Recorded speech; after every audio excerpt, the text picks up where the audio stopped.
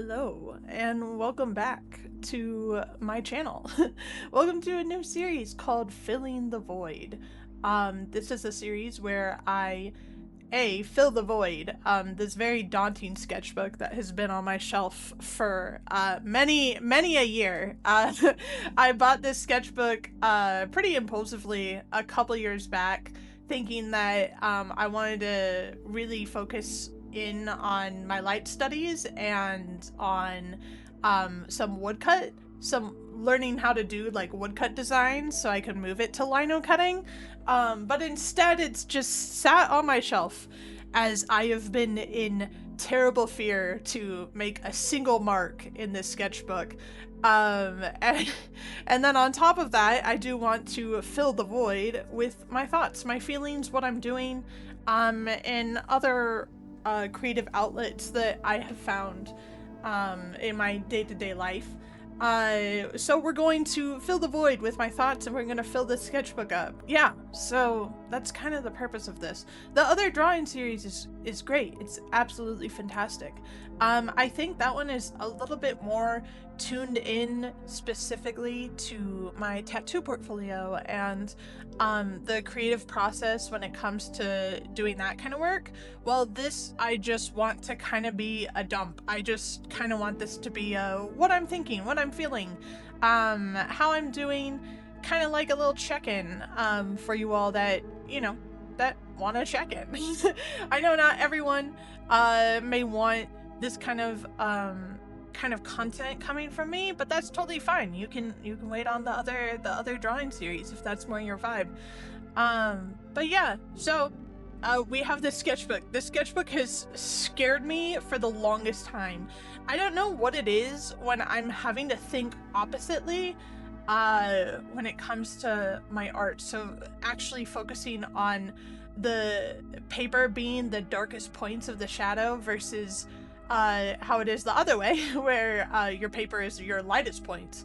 And it really kind of forces you to think invertedly, which is why I've been so afraid to kind of start this one. Every single time I open it, I'm like, I don't have the right tools, I don't have the references or like a clear vision on what I want to make, but that's kind of, I need to get over that. You know, I need to get over the fact that I'm not always gonna have a clear vision when I open up this sketchbook.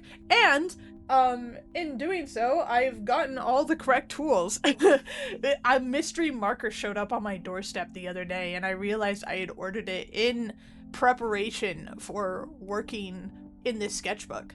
A more pigmented acrylic marker, white acrylic marker, to do my highlights, which will show up eventually. And then I also got these Prismacolor colored pencils a while back, when I was working in my other sketchbook, my day-to-day sketchbook.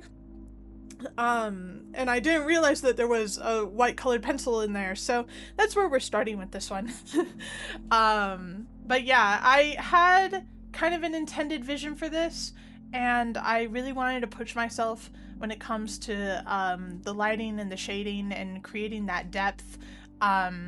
So yeah, that's kind of all I have to say about this drawing. But as far as filling the void with other things, I know that there's been so much going on in the world, just in general. I'm feeling the doom and gloom, as I'm sure a lot of my other friends are as well, a lot of my other artistic colleagues as well.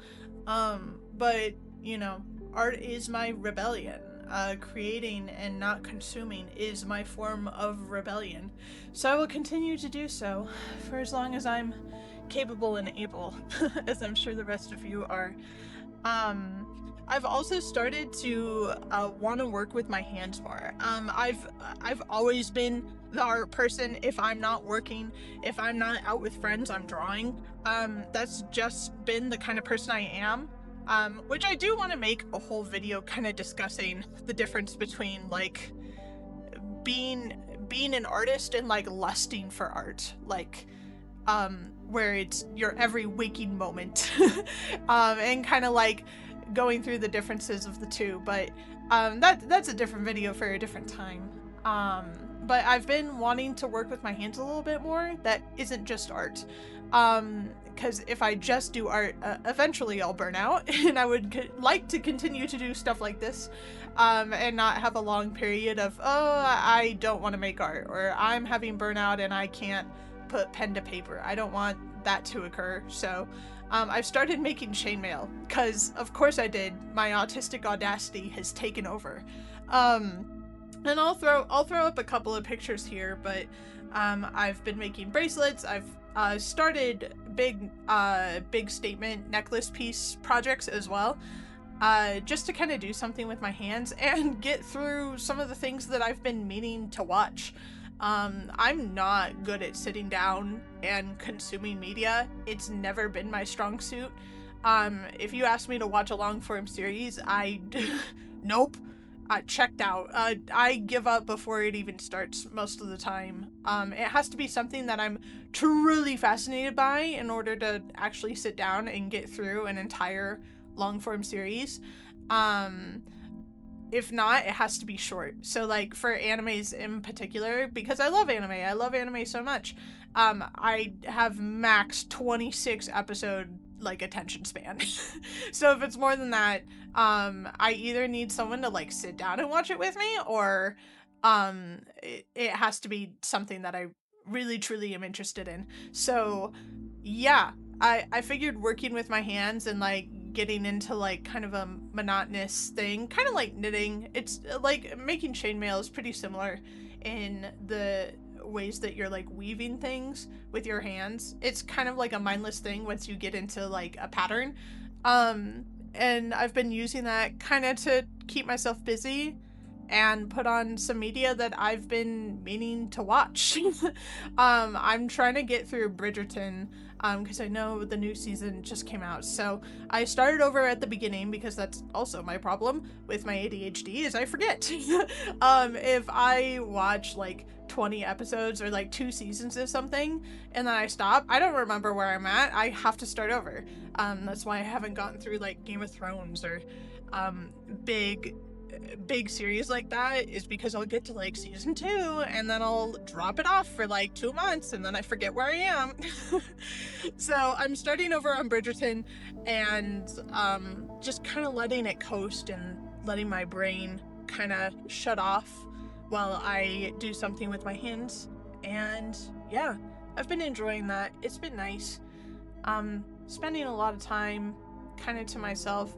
I'm reading my 5th book of the year called Spread Me, by Sarah Gailey, and kind of going through that. It's definitely describes the asexual experience very well, I will say. Speaks to me on a personal level. Absolutely adore it so far. So yeah, that's kind of it, you know? I just wanted to start this and have a little like video diary series, keep you guys updated on like my life, create a space where we can all kind of talk about how we're feeling. So leave it in the comments. Remember, stay safe, take care of yourselves, make art as a form of rebellion, and I'll see y'all in the next one. Yeah, see you soon, sweet ghouls.